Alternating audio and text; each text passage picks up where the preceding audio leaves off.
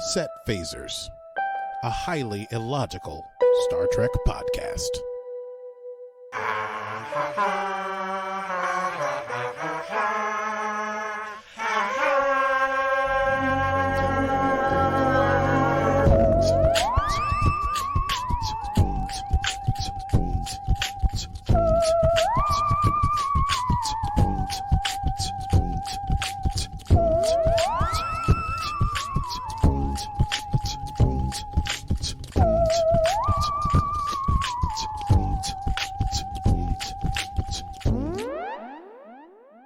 Hello, Aki. Hello, Stevie. How you doing? I'm doing well, thank you. I'm excited. Another episode of Set Phasers. We've sorted out our tech issues. We are ready. We are set phasers to podcast. I know that was 10 years. Set Phasers to podcast, ladies and gentlemen. Yes, we are here doing it.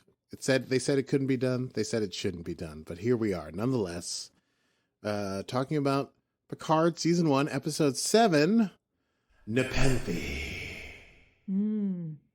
Today's stardate is stardate 21704046. And we're going to get into it. We're in this final stretch of Star Trek Picard. So this is like the last little breather sort of episode, I guess, right? Before things get crazy. Yes. Yeah, that's fair. It's a great episode, though. It's wonderful. It brings back some familiar faces. Loved it. It was like a hug. It was like a big hug of an episode. It was like a hug. It was a big hug of an episode with some nice, there's a little bit of nice action in it too. But there was a lot of joyous moments in Nepenthe. Oh, and last week we talked about how I didn't know what Nepenthe was. Yes. So I looked it up. Mm-hmm. Oh, the Greek thing. That's right. Yes, exactly. We were wondering what that was. Penthos is apparently pain, and ne is a what do you call it? Thing that comes a prefix that means that Born? Negates something.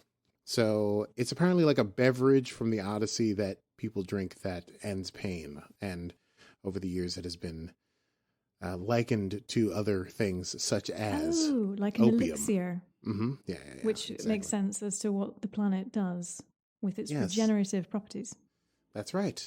And yet, look at us. Look at us figuring things out. We're delving. We're so we're so great. You get so much information from this podcast. Yeah, we leave no leaves unturned. Not a single leaf. Nope. Shall we run it down? Let's do it. It's time to run it down. Can you run it down for me? Tell me about Picard now.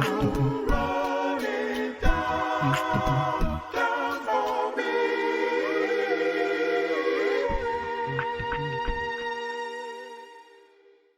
Star Trek Picard. Yes, thank you for that. Oh, it never gets old. It does not. It's good to have something that we could all. It's not in the song. It's crowd participation for when we do a live Set Phasers. Oh. Yeah. Okay, this is my full disclosure, a peek behind the curtain. You have always told me that I should do my notes on my iPad so that there's less me throwing papers around. So I tried it. How did it work out? I don't know. We'll see. I don't know if it's going to translate as easily, but I'm going to try. I wrote it. I think I figured out a thing. So let's give it a whirl here. So I'm proud. Well, don't be proud yet, because this could all crash and burn. Okay. All right. So we begin with a flashback. It's Dr. Jurati meeting Commodore O. As we may recall from several episodes ago, Jurati was approached by Commodore O, who we know. Do we know? We suspect that they are part of this anti-synth group. Anyway, and it's more of that discussion because we didn't get to hear that discussion in earlier episodes between Jurati and O. And O's like, what did you do? You met with Picard twice. What did you talk about? They like sort of talk about the whole Bruce Maddox thing and that they know she downloaded all this information. He gave it to Picard. And then O tells Jurati that Starfleet needs her help, that Picard is planning to leave the planet, and they need her to go with him because they need her to stop him from saving synthetic life. And there's this, they do a mind meld in which Commodore O is able to show Dr. Jurati why synths have to be outlawed, why they have to be banned. And what we see is this hellish future apocalyptic hellscape. It's a hellish hellscape. And things blowing up. So all in about 3 seconds. All it's like, making one think one is crazy. I liked that. That was a new sound effect for Aki's mouth. Yeah, and then she mentions that Jurati will have to make a, quote, terrible sacrifice. Dun, dun, dun. Dun, dun, dun.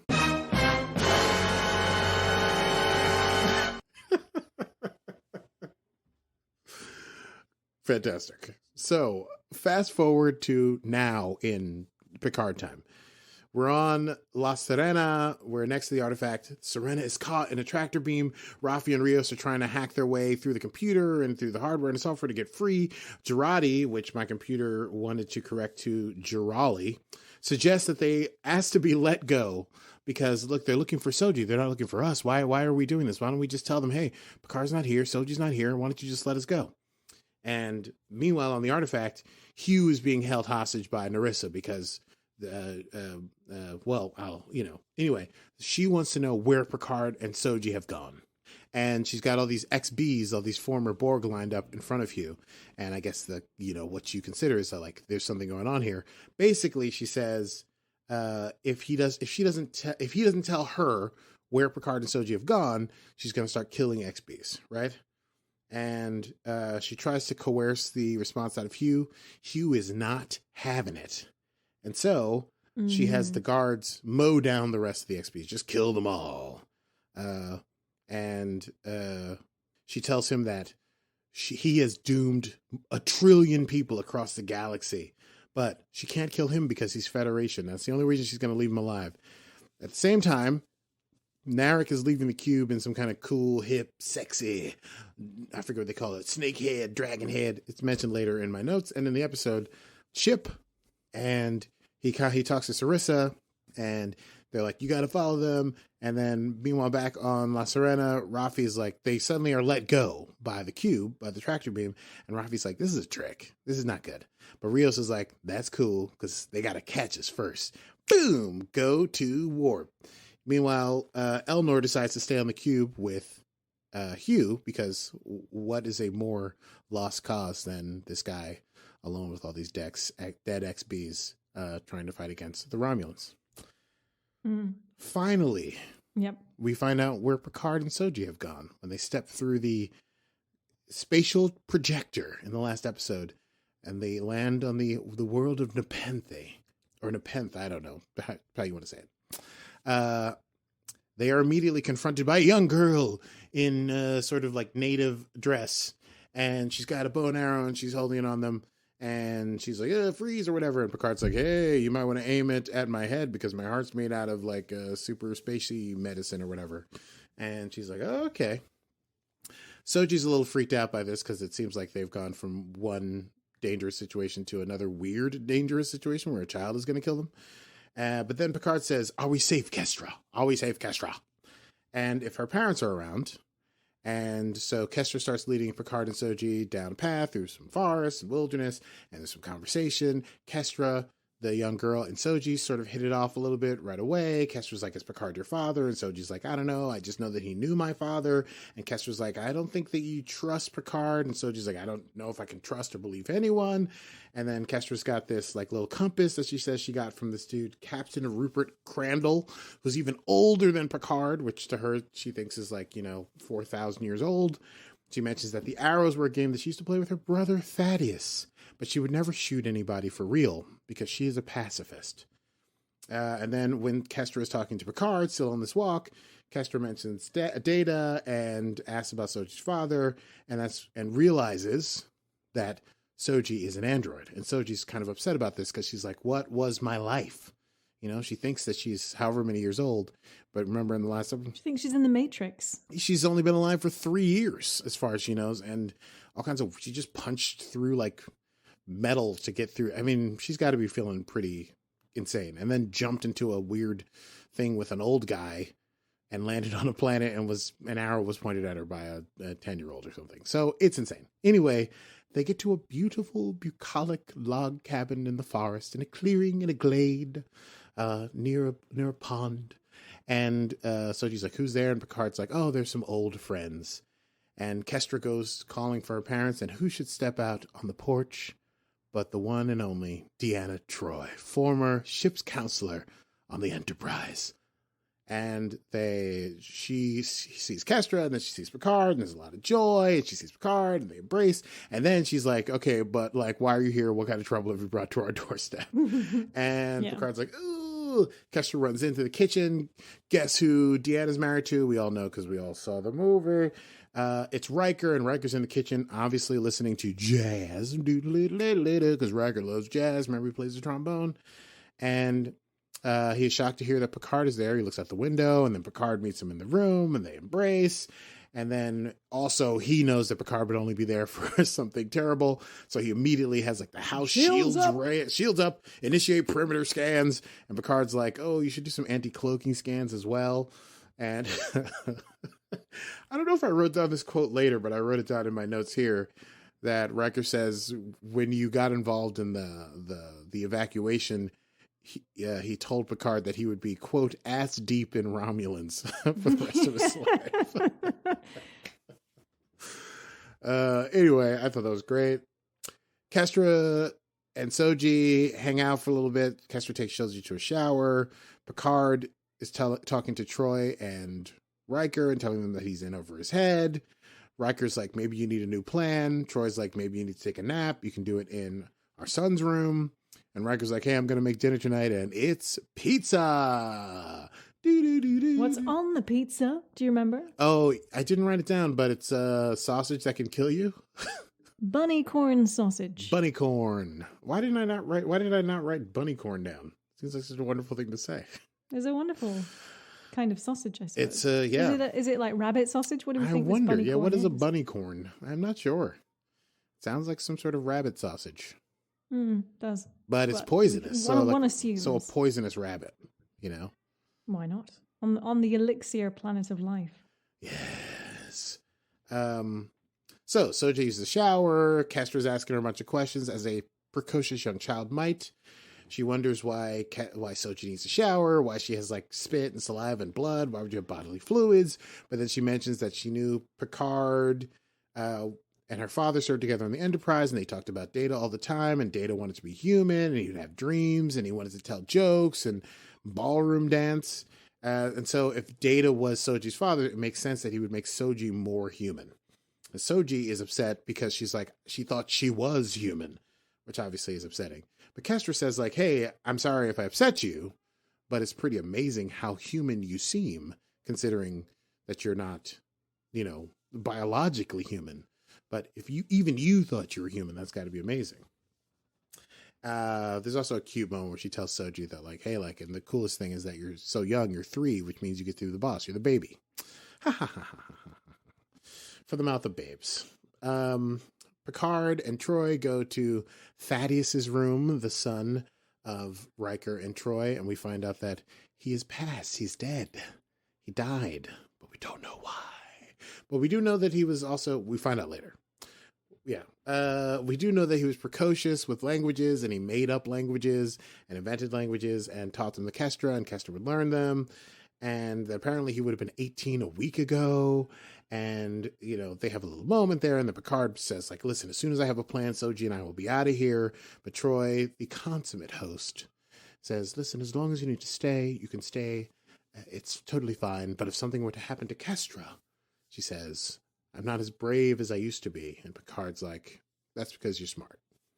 Because we're all old, and we don't need to be doing this. Nonetheless, back on La Sirena.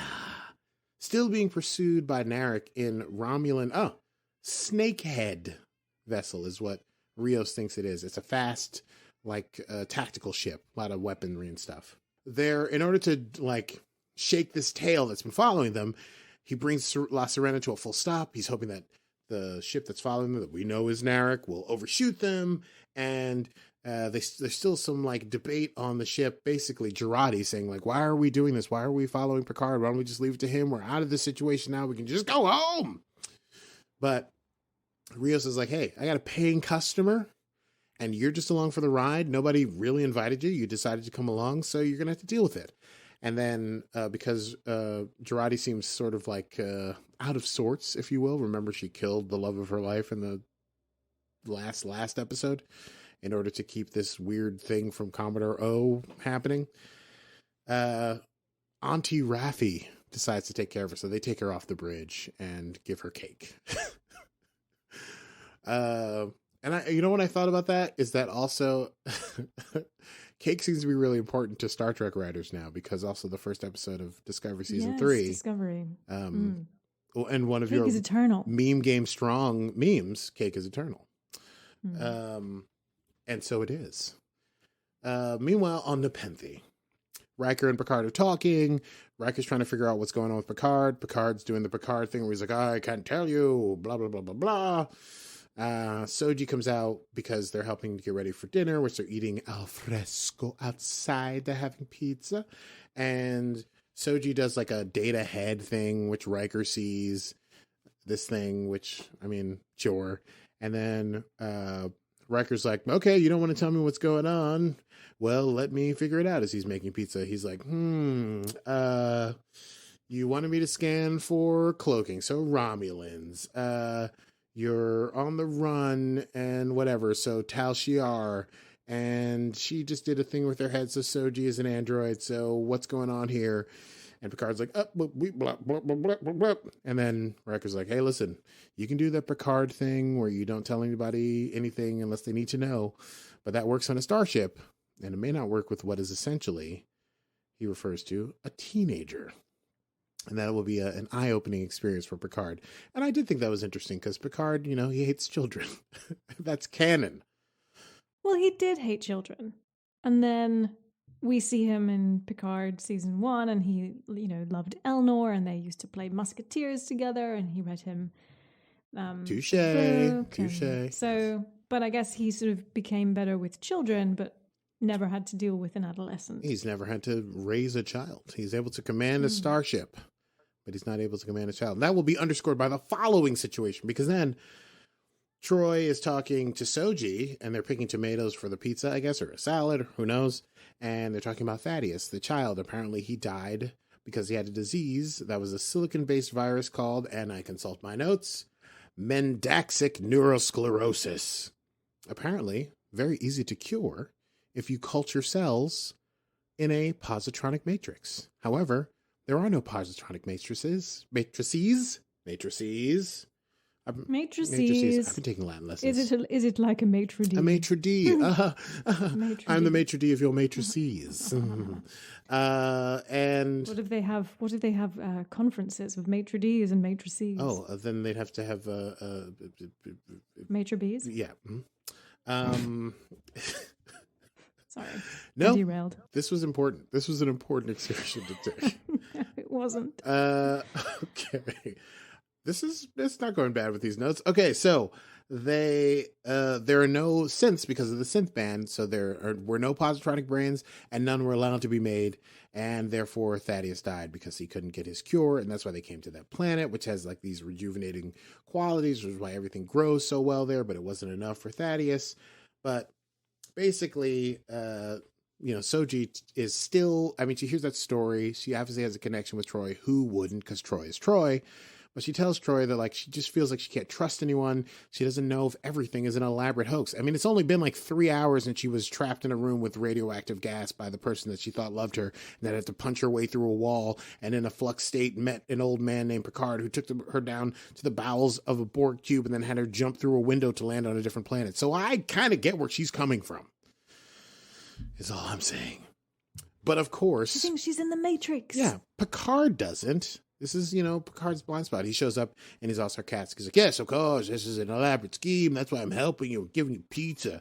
He's upset. He's mad because, it's been a rough day for him too. I understand. And he's an old man. He hasn't. These things are tiring. It's exhausting. He's only had a short nap. And how many cups of tea in a short nap? No tea. That's right. And hello. It angers Soji. She storms off because she's like, I don't need your jibba jabba. And then Troy's like, hey, Picard, what is your problem? She's completely out to sea. As you're saying, she thinks she's in the Matrix. Why don't you try to take her feelings into consideration, you dumb? And Picard's like, I don't want any help. I've got it all figured out. I just need to find my ship. I make people do what I want. And she's like, why don't you sit down at our table, since you've come here for help, and treat it like we're at the table in the ready room, and we'll come up with a plan.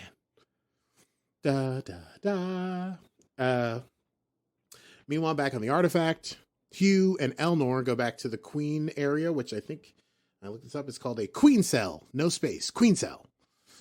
And Hugh is afraid of its power, but he's angered by the slaughter of the XBs, and he intends to use it to power up the cube to take it away from the Romulans.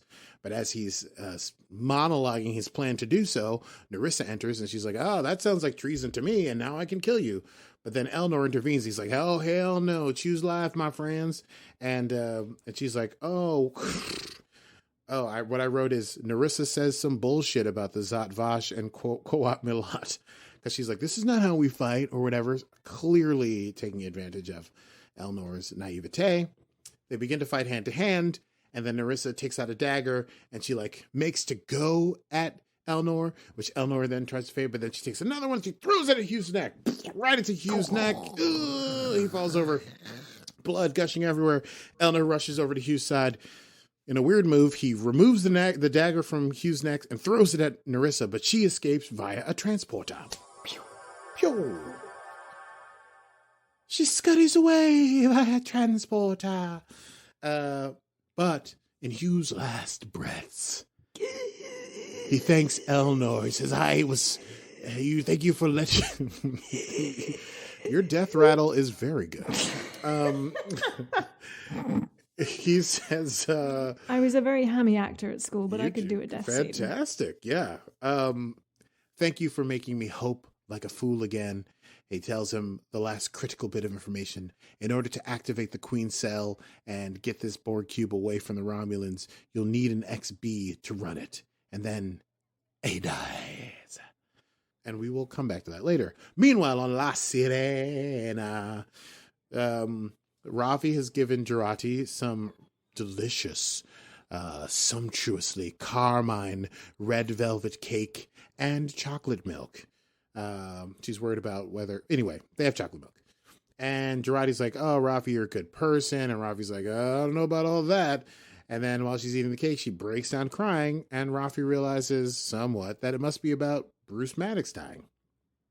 Just as they're about to possibly talk about this, or maybe Jurati's about to explain that she is the turncoat, she is the traitor.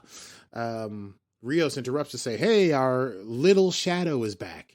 And then Jurati starts vomiting red goop. And Rios thinks it's blood. And then Raffi's like, no, it's just red velvet cake. And then Mr. Hospitality, one of Rios's EMH program people, the nice clean one, shows up. See, the British one. The British one, yes. Is called forth to clean up the vomit. Back to Nepenthe. Riker has served dinner. Picard is worried that he can't contact Rios. He's wondering if he needs to get another ship. Riker's saying, where would you go? Soji says that they would go home. She explains how Narek used the Jalmak to help her remember the planet she was born on with the 2 red moons and the lightning storms. And Picard asks Soji, because Soji's still having trouble believing him, he's like, listen, use your droid powers, monitor my breathing and my pulse, my eyes and everything, and see if you can trust the things that I say. But Soji is not convinced. She's like, I believe that you believe that you're telling the truth, but that doesn't mean anything. So then, obviously, Picard has to dig deep and tell, and in one of his vaunted speeches, do you have the effect for that? Jean-Luc, sometimes I think the only reason I come here is to listen to these wonderful speeches of yours. Yes, Picard's like, oh, you don't believe me when I tell you the truth? What if I tell you the truth even harder? He's like, when I was living on the ranch and I had the vineyard and I had my dog named Number One, I was just fading away. I didn't have any responsibility. But then I met Daj and she gave me purpose. But then she died. But she gave me a mission in dying, a mission that even you, Soji, will not prevent me from carrying out. And that is to find Data and to help him and his daughter, blah, blah, blah. Anyway, it doesn't really make a ton of sense, but it's very emotionally, powerful. And it leads Soji to reveal the memory, which is the world with the two moons and the electric storms. So Riker is like, hey, you think it's your home? I think it might be where Maddox did his research.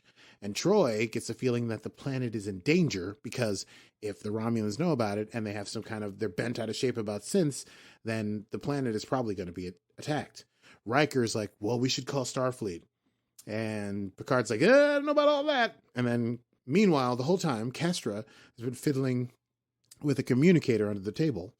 And so they're trying to figure out where would it be? And then we got to figure it out. We got to find out. And she goes like, oh, I just asked Captain Crandall about it. And apparently the planet is in the Goulion system in the Vite sector. Oh, boy. Take your time. I miss when it was just Klingon, I had to say. Yeah. Kapla! It's a planet in the Goulion system. There's no name, just a number. So, back on La Serena, Rios takes Jurati to sickbay. And while he's got Jurati alone, he confides in her that, like, hey, he thinks that we're being followed and that it must be Raffi somehow. He's come to the conclusion it must be Raffi. Why? Because when they were on Free Cloud and they were doing their whole dress-up, weird gangster musical thing, Raffi disappeared and she was like, I'm never coming back and don't say anything and don't ask me what I'm doing. But then she did come back with no explanation and now this guy is following us, right? But Jurati obviously knows that it's her. She's the reason that they're being followed because she was the person put in place by Commodore O. But Rios doesn't buy it. He's like, no, it's not you. It's probably Raffi. And then Raffi contacts him and says, hey, the Shadow's back. So Rios goes. And Jurati has a crisis of self-decision. But she eventually decides, okay, she injects herself with neuranium hydride. It's a neurotoxin. And she collapses into a seizure. And Narek curses on his ship because he loses the tracking beacon, which I guess must have been attached to Jurati's heartbeat. And then Rios and Raffi find out that Jurati is in a coma. Back to the artifact, the final scene on the artifact. Elnor, we see, he finds this comm chip that looks like the Fenris Rangers chip, that 7 of 9. Yeah, why not? I mean, I've missed it. It's so joyful. She's 7 of 9. She's 7 of 9. She's 7 of 9. Love it. Yes. So well, we're very cool people. we are. We're like the coolest of the we're so the cool. nerds. What did you Yeah. do Sunday night? Oh, we sang along to a song about 7 of 9. Yep. What did he do? So he sees a chip for the Fenris Rangers and he uses it to send an emergency signal and then he hunkers down to wait. And that's all we get to find out about the artifact. What will happen now? Meanwhile, on Nepenthe, La Serena arrives. Picard and Riker talk by a lake. Picard's like, thanks for not trying to talk me out of my mission. Riker's like, you never should have retired. Picard's like, you're totally right. Kestra draws a picture of Soji. She gives it to Soji. She warns that she feels like something bad is going to happen to Soji, just as it did to her. But Kestra's like, I had my parents, and you could have Picard. All you got to do is have him. And Soji's like, I'll think about it. Then Picard and Soji get ready to leave. And then Kestra runs out with her broken compass. She gives it to Soji, and she's like, it only pretended to work, but they hug each other, and it's a moment of human contact. Picard taps his combats for La Serena, and 2 beam up. And that's the end of Nepenthe. Season 2 1. to beam up. 2 to beam up. Episode 7. And the chase is on. That was a lot. That was a lot. Yeah. Before we get to quotes, we have something very important to do Yes, we do. that we haven't done in quite some time. Mm-hmm. Should we do it? Yes. Everyone at attention. Hugh, we found you. You were a Borg. You didn't believe you could ever become a human. You called yourself us. And then, eventually, you called yourself me. You, Data, Dr. Crusher, Jurati. You built a friendship. And you became a Federation citizen. You did your best for other ex-Borgs. And you died for it. Someone threw a knife in your neck. Someone we don't like. But you had faith of the heart.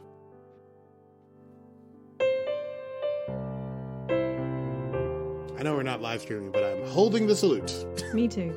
Yes. Your timing on those are always exceptional, I must say. Well, I've always wanted to deliver a military eulogy in 30 seconds or less. Yes, we lost Hugh. I was sad about it. Me too. I was really hoping that he would be, throughout the series. Yeah, it was just good to see the actor and stuff. Everyone who's an ex-Borg that we were attached to, apart from 7 of 9, is dead. Apart from 7 of 9. And Picard, I guess, are dead. Which Janeway. Is right. Janeway was a Borg? At one point, yeah. I guess that's true. Mm-hmm.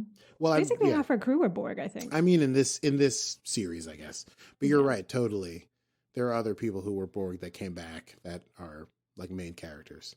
I was just thinking that it was like the guy that was Nine's assistant on Voyager and Hugh were the two people that like really were like Borg that came back from being Borg, and now they're both gone. Sail like air.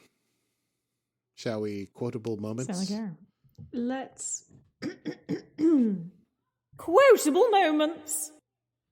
Thank you, Angela Lansbury. So, any quotable moments on your end, Stevie? I did. Let me just pull it up on my. Yes, I quite liked Riker to Picard. I never thought you had any business retiring. I thought that was very sweet. It was just a nice, within the context of the conversation, it was quite a sweet moment. And And his also, arm around him, they were looking over the lake, and it was very sweet. And it also had like a meta, we're so glad to have you back, Picard. All right, Oh yeah, in the franchise. I also liked what Riker said. He gave Picard a little guff when Picard was like, "I'd rather not tell you, so you're not in danger." And he says, "I'm just thinking how great it would be if ignorance of danger was all it took to keep it away from the people we love." All right, Will. That could like apply to almost any Marvel movie ever. So true. Spider-Man. Batman. DC. DC. It doesn't matter. Marvel Any DC, superhero movie.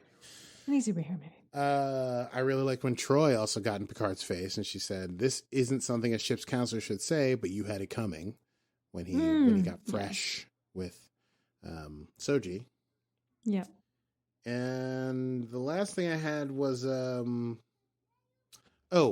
Agnes is like when Jurati is all Doc Jurati. When Doc Jurati is all out of sorts, and Rios is like, "Listen, I got to pay and client Agnes. You just came along for the ride." Remember, they had soccer sex last week or whatever. And Raffi is like, "And now you my come." wine out. Thank you. I'm so sorry. And Raffi is like, "Now you come along with Auntie Raffi. She's gonna hook you up with whatever you need, okay?" And Agnes says, "Is it cake?" And Raffi says, "You bet it's cake. Cake is eternal. Hashtag cake is eternal. Cake is eternal. Cake is eternal." Yeah. We should totally, mind you, I was going to say we should totally get writing credits in one of the Star Treks one day. That's just like the ultimate goal of this podcast. Yeah, we could do it. We could totally do it. I could do a little spec breakdown of I don't know. Discovery's a little hard because I don't know where they're headed, but we could write an episode of Picard together easily. Yes. Yes, another creative project for us. Yeah, let's write a TV show.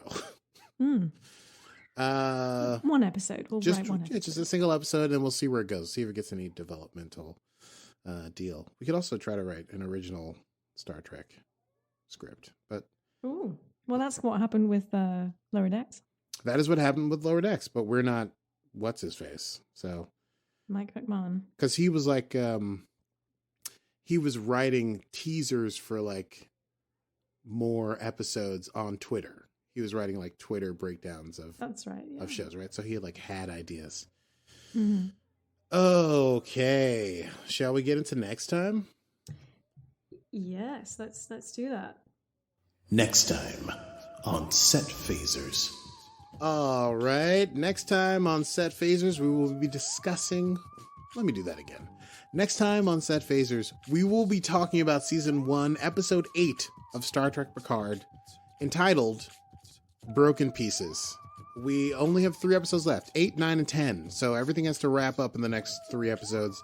It does, but hold on to your butts. It's going to be crazy. Hold on to your butts, people. Mm-hmm. Oh, we're doing... we didn't talk about that, so we can't talk about it, so we'll just go into the outro copy. Wait, no, because we can do we're doing our Netflix watch party next weekend. We are? Okay, I didn't And know this if we goes had out- confirmed yeah. that. Okay, This- great. Oh, yes, because it goes out well, tomorrow. Sort of. Between us, we had. Great. So this goes out tomorrow, so our Netflix watch party will be this Sunday. Yes. So Sunday, what date is that? It's a week from the 11th of April. Yes. Come, join us. We haven't decided. What are we watching? I don't What were we know. supposed to I always watch? keep wanting us to watch an episode of Enterprise, but I feel like that would mean no one would show up. Probably. So we did the Hugh episode last we time. did do the Hugh episode last time. I'm wondering if we should do a 7 of 9 episode. Yeah. Which we did do one, lots but of why not do more? They're great. Oh, what about, seeing as we just had Troi and Riker, should we do like the Troi episode where she gets the con? Oh, yes. Her Yeah, command totally. stuff? I can't remember the name Yeah. of it, but we should do that one. Yes, that's it. We'll find that. So, dear listeners, we'll be doing the episode where Troy takes over the con, whatever it's called, this coming Sunday. If you sign up for our Patreon, you can join us on Sunday and party. In the meantime, thank you so much for joining us. If you've enjoyed the program, you can catch us for the time being every Monday as a podcast, wherever podcasts come from. And if you do download us, please rate and subscribe because it helps drive people towards the podcast. Yeah, it does. And my apologies that we're not doing this live anymore on Fridays. For the time being, I had to relocate, and my Wi-Fi is a bit shit, quite honestly. It is a bit shit, but I will pick up my meme game. My meme game is strong. You can find us on @SetPhasers Podcast or @SetPhasers on the Instagram and on Facebook as well. My meme game is strong. Please follow us there and join in the conversation of all things Trek. I'm also just going to reiterate, meme game strong. If you want to support our continuing mission to discover what Discovery or Star Trek Picard has in store for us, we would only be Star Trek Picard. We would only be delighted.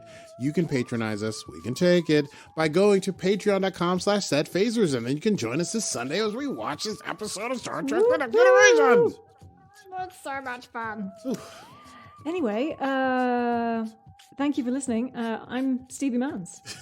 I don't have the copy in front of me, so I'm going with I that. know, but you're doing a great job. You did amazing. Winging it. Stevie is doing a fantastic job, and in the meantime, I'm Aki Burmese. This has been Set Phasers, a highly illogical Star Trek podcast. Computer. End program.